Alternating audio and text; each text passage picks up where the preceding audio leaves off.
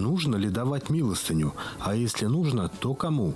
Где находится Ильинский храм и что можно приобрести на православной выставке? Об этом и не только вы узнаете в программе «Дорога к храму».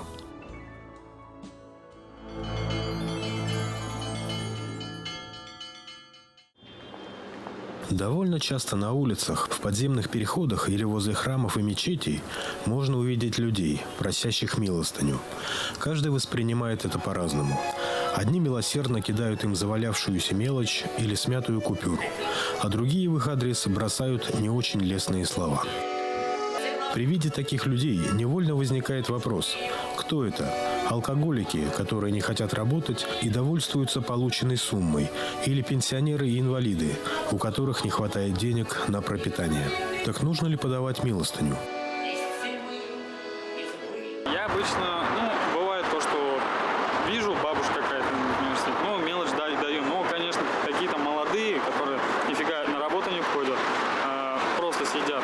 Таким-то зачем давать, если когда они сами могут на работу пойти? По сути, так. Я вот так думаю. Я обычно даю. Может, не всем подряд, мне жалко, потому что наше государство не может помочь.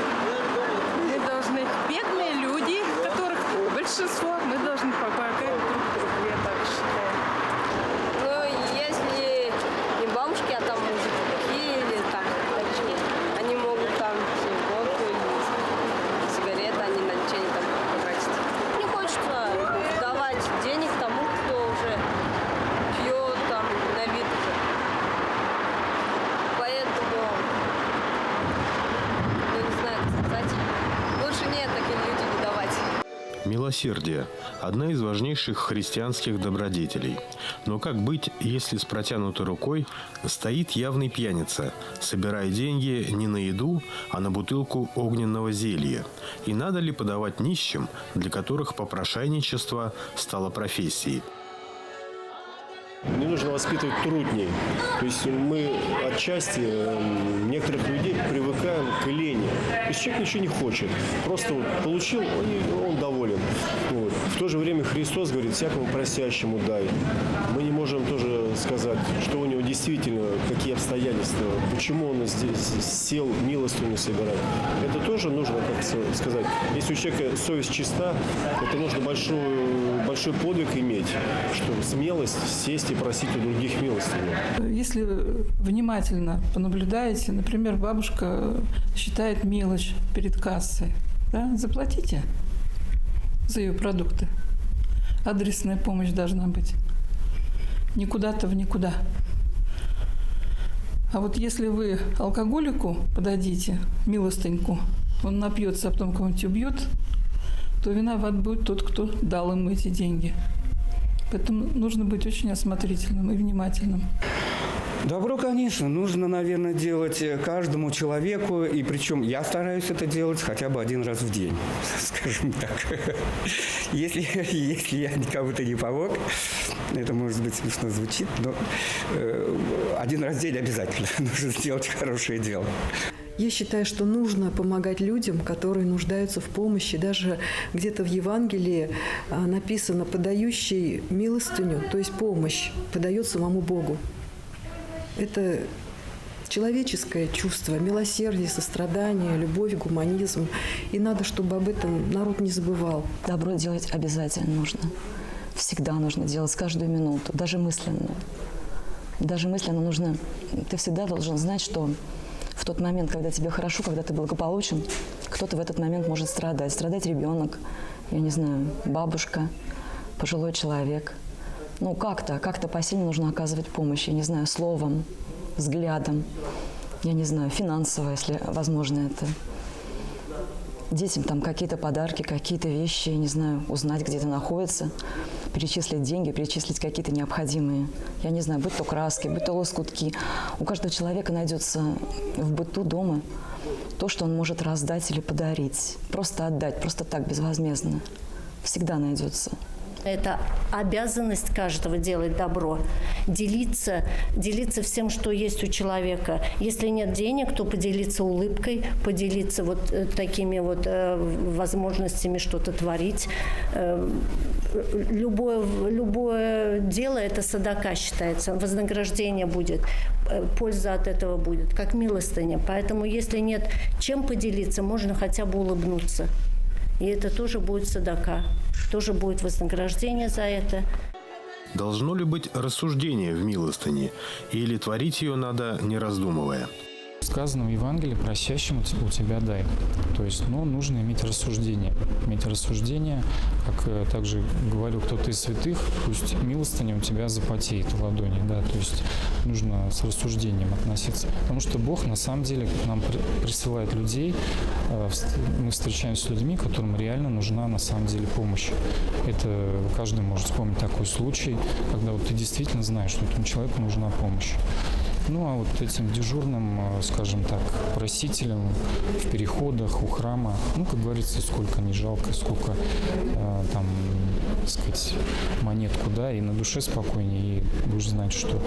Потому что все разговоры, вот они там мафия, там вот это все они пропивают. Есть и способ помочь этим несчастным, которые у ограды церкви. Мы видим по их лицам, что они, так сказать, одержимы недугом каким, да. Не давать денег, а дать, допустим, продукты, да, то, что невозможно использовать, да, купив алкоголь, да. Вот, это самый нормальный способ помочь этим людям, да, одеждой, там, продуктами.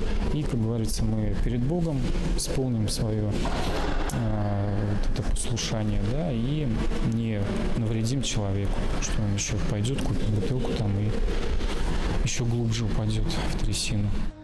В Священном Писании Ветхого Завета говорится о помощи бедному, долге накормить голодного, напоить жаждущего, одеть нагого, помочь больному и калеке, поддержать вдову и сироту, оказать гостеприимство бездомным и странникам, позаботиться об узниках и так далее. А благочестивым людям приписывается подавать неимущим. Я раньше много об этом думал. Мне это был интересный вопрос. И я встречался там с таким мнением, что не надо давать, типа свое богатство отдашь. Потом встречался, некоторые говорили, надо давать. А потом я на личном опыте увидел как сильную практику, как метафору. Потому что с нами высшие силы и окружающий мир говорят метафорами. И метафора заключается в том, когда мы что-то хотим, например, деньги хотим, мы же просим их, мы внутри себя просим, и любое наше прошение как молитва. И в этот момент мы сами есть эти нищие. Мы как бы к Богу дай денег нам, дай повышение зарплаты, к примеру. И в этот момент, когда мы сами вот это прошение осуществляем, нам надо создать метафору, где мы в роли Бога кому-то тоже даем, то есть подаем. И когда мы встречаем нищего, который также просит, этот нищий зеркалит нас. Это мы и есть. И наша задача ему подать, если мы хотим, чтобы нам сверху подали. И в этот момент круговорот закрутился. Мы даем, нам сверху дают. Мы даем, мы сверху даем. И этим многие пользуются. Для этого есть системы пожертвований, благотворительности, десятины. Но они не для того, чтобы нам сверху обязательно дали. Это просто, естественно, круговорот, где круг вот этот заворачивается. И все получают все. И считается, что человек, который дает щедрый, он всегда богатый. То есть люди, которые не щедрые, они не богаты, они ограничены. Поэтому я рекомендую давать. В словарях сказано: милостыня – это проявление милосердия вещественного и духовного, поступок, являющийся проявлением христианской любви к ближнему, добровольная, бескорыстная раздача денег, продуктов, одежды нуждающимся, нищим, погорельцам, обездоленным. Побудительные причины и мотивы милостыни – моральные, нравственные и религиозные. Здесь уже личное дело каждого человека. Есть два мнения. С одной стороны, нужно дать, даже не думая об этом. А с другой стороны, был такой древний церковный памятник, Дидахи называется, «Учение 12 апостолов».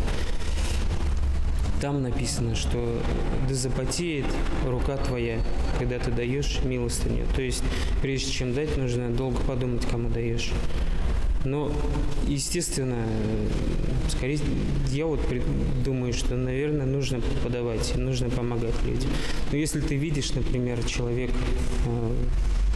пьяный, или же он сейчас эти деньги пропьет или наркотики истратит, то тогда зачем ему деньги давать? Лучше вот взять и купить ему покушать что-нибудь, например, еду какую-нибудь, одежду, вот этим помочь.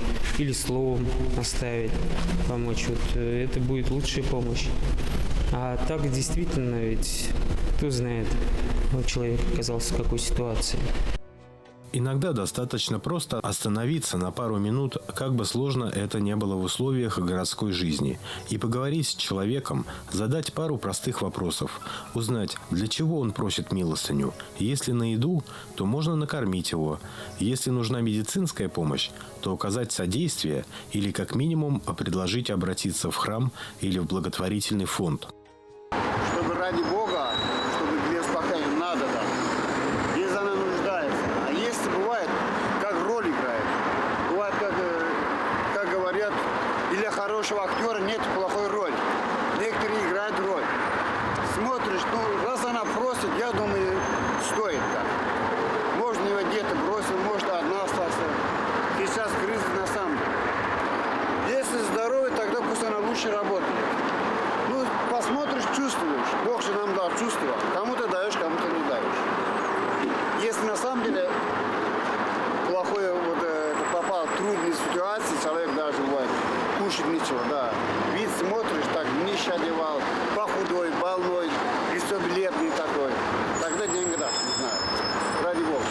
Опять же, вот тоже выражение, да запотеет милостыня в твоей руке, наверное, еще приводит к такому выводу, что, наверное, у каждого христианина дома должна быть такая копилочка для добрых дел. Да? То есть вот есть такая традиция, в древности еще была, что мы от заработанных своих денег десятину определяем на добрые дела. То есть вот эта десятина, там, может быть, это, ну, как бы не совсем, пусть десятина, кто-то там рубль отложит, кто-то 10, кто-то 1000 или больше. И со временем копилочка будет пополняться, и когда какая-то ситуация такая возникнет, что к тебе обратится человек, ты действительно можешь оказать посильную помощь. Не просто там копеечку дать, а действительно то, что поддержит этого человека и спасет от, может быть, голода или от какой-то беды. Милость или милосердие представляет собой одну из важнейших христианских добродетелей, которая исполняется посредством дел милостыни. Такая строгая классификация дел милости дается для того, чтобы человек лучше осознал суть этих дел и, следовательно, лучше воплощал их в своей жизни.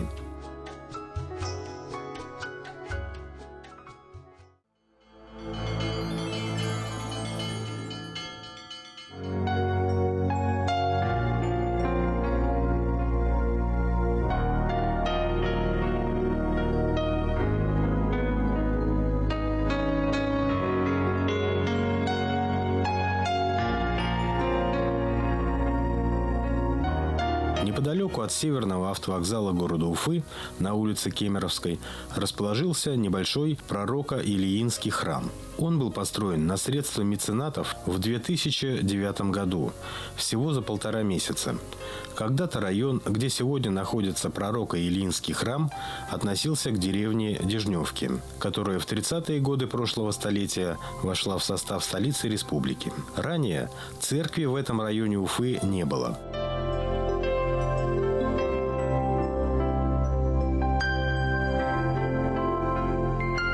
Мы знаем, что этот пророк родился в 950 году до Рождества Христова, в то время, когда в Израиле правит нечестивый царь Ахав и насаждает языческую культуру, традицию, веру, забывая истинного Бога.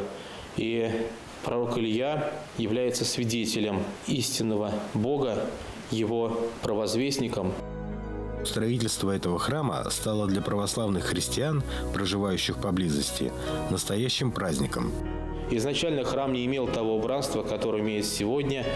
Не было иконостаса, не было необходимой церковной утвари, подсвечников, не было отопления и многого другого. Но стараниями и прихожан, и первого настоятеля, священника отца Никиты Семенова, Господь устроил этот приход, и мне довелось продолжать это дело, начатое еще первым настоятелем. И с благословения владыки, его молитв, его поддержки, и ныне здесь действует и продолжает действовать православный приход, который, я надеюсь, будет множиться и также будет развиваться, поскольку действительно задач очень много у нас стоит на ближайшее будущее. Но, как сказано в Священном Писании, пророк Иеремия, что человек предполагает, а Бог располагает, так и мы, конечно же, понимаем, что только лишь по благословению самого Господа Бога можем о чем-то говорить, о чем-то реальном, если это действительно случится. Потому что планов много, а реально сказать, что вот это сделаем, это ближайшее, пока не можем. Мы надеемся, что Господь не оставит нас, и с Божьей помощью нам удастся воздвигнуть и достроить до конца и дом притчи, который будет выполнять функции и воскресной школы, будут помещения для детей, где дети будут изучать Священное Писание, церковную историю, закон Божий, где будет находиться трапезная, просфорня, где будут выпекать просфоры, и все те другие, скажем так, помещения необходимы для полноценной жизни любого прихода. К сожалению, на настоящий момент времени ничего этого храм не имеет. И мы обращаемся и к нашим прихожанам, и к неравнодушным жителям Уфы, может быть, гостям города, которые посещают наш храм или посетят его, не оставаться в стороне, а проявить внимание к этому Дому Божию и внести свою лепту в дело его возрождения.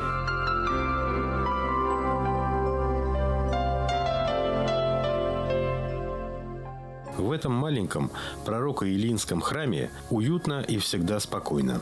И хочется верить, что найдутся люди, которые смогут помочь достроить дом, в котором будут учиться детишки, познавая учение любви и добра.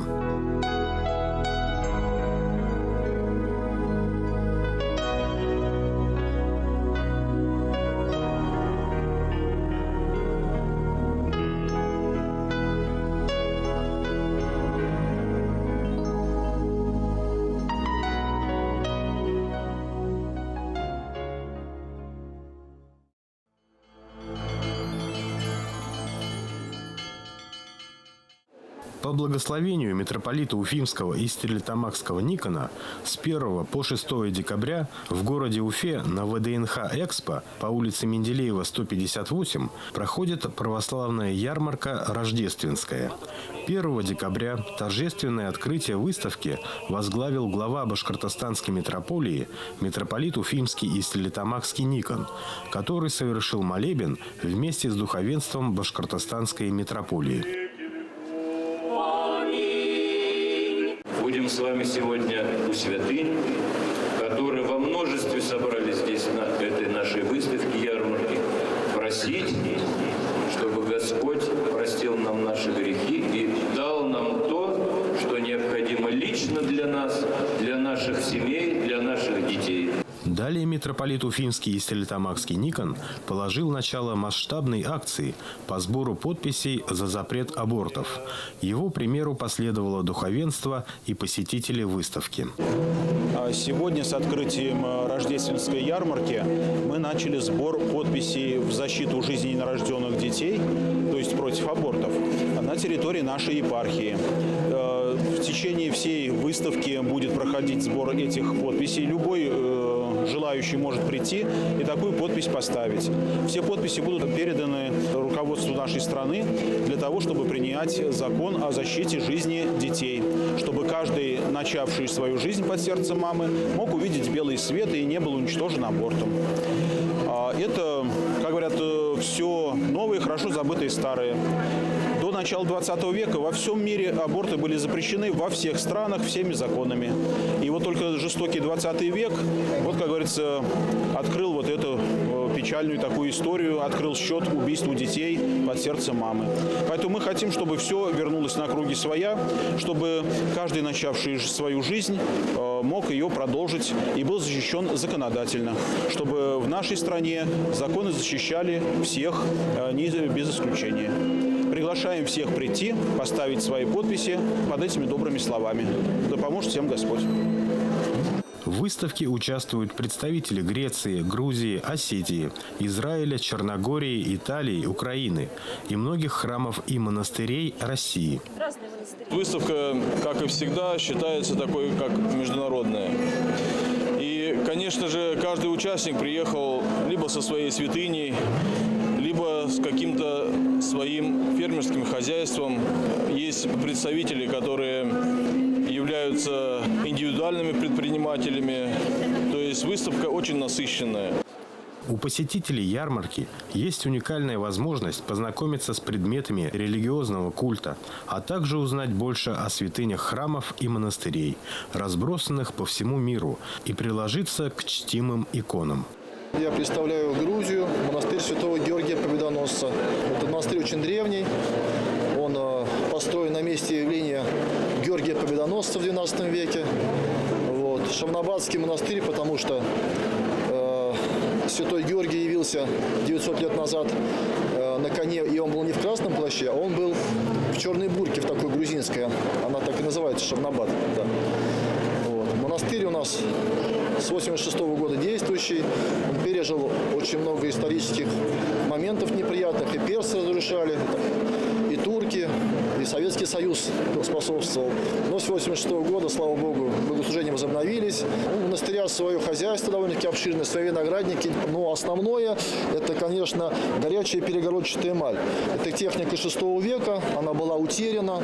По благословению Святейшего она была вновь создана. И братья монастыря, 10 человек занимаются в монастыре этой эмалью.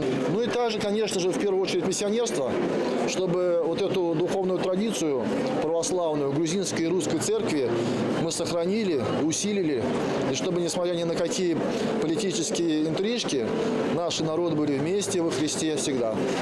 Главная святыня выставки – список чудотворной иконы «Отрада и утешения» со Святой горы Афон. Гости выставки смогут увидеть не только старинные иконы, но и узнать, чем сейчас живет современное православие.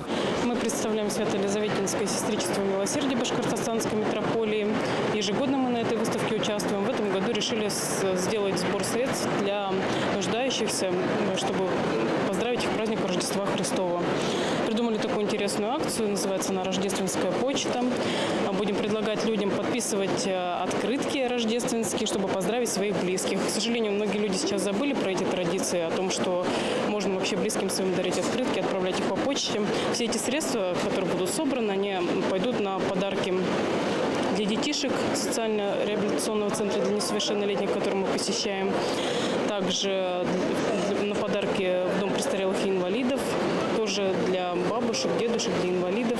Ну и также для бездомных в социальном приюте, для бездомных при Крестовоздвиженском храме. Участие в такой выставке, оно, конечно, важно, потому что о такой деятельности, которую, например, мы совершаем, о ней нужно обязательно рассказывать. Многие люди об этом даже не знают, не представляют, чем занимаются сестры милосердия. И вот наша задача как раз во время участия в таких выставках рассказывать о нашей деятельности, то есть чем мы занимаемся, помощью нуждающимся категориям нашего города. Церковь в человеке раскрывает множество талантов. Поэтому здесь можно увидеть не только произведения искусств, ювелирные изделия, замечательные иконы, всевозможную посуду, православную литературу и одежду, но и продукцию различных монастырских хозяйств. Помимо интересных святынь и экспозиций, на выставке посетителей ждет большая и интересная культурно-просветительская программа, где можно прослушать выступления исполнителей духовной музыки, посмотреть православные фильмы и посетить духовные беседы. Меня зовут священник Анатолий. Мы как раз представляем здесь Амурскую и Чагдамынскую епархию, Дальний Восток, при Амурской митрополии. А также мы привозим святыню уже в течение 3 лет из города Бари, из Италии, от мощей святителя Николая, Святое Мира. И люди, конечно, пользуются этим святым миром, получают утешение духовное. Я бы советую, чтобы просто мы жили в мире, во Христе, в любви, в добродетелях. И самое главное, конечно, общались друг с другом. Общение было церковное, глубокое, потому что без церковного общения люди оскудевают. А когда есть есть церковное общение, есть вера, то человек в состоянии, в силах совершить подвиг любви, подвиг милосердия. Поэтому пусть эта выставка, которая уже вошла в традицию прекрасного города Уфы, прекрасной уфимской метрополии, послужит людям как символ единения, мира, любви и действительно общения. Это тот ключ, через который мы можем понимать друг друга. Православная ярмарка рождественская работает с 10 до 20 часов.